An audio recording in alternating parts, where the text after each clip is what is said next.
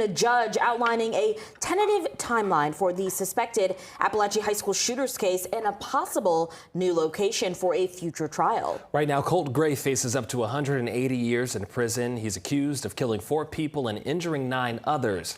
Atlanta News First reporter Mary Kate Hamilton was inside the courtroom. Mary Kate, what exactly happened here? Well, Colt Gray returned to the courtroom in Barrow County for the first time since December 2024. But the next time he's in a courtroom may be for a trial in Columbia County in mid-October. Judge Nicholas Prim, who is presiding over this case, suggested that the case be moved outside of the metro Atlanta media market, and both the prosecution and the defense agreed.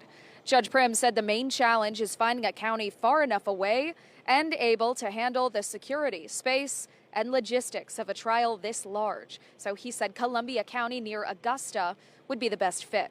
The judge also set a plea deadline for the end of July.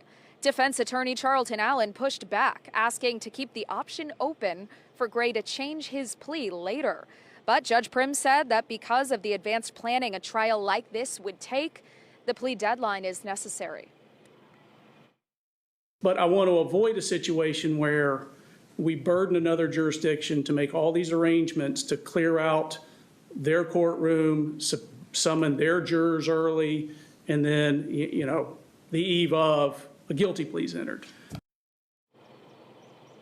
The defense maintained its objection to the plea deadline. However, for now, both sides will operate under the assumption that a trial will begin sometime in mid-October and in Columbia County. Judge Prim said that he will move forward with coordinating with that county to make that possible. We'll, of course, be staying on top of all of it. For now, live at the Barrow County Courthouse, I'm Mary Kate Hamilton, Atlanta News.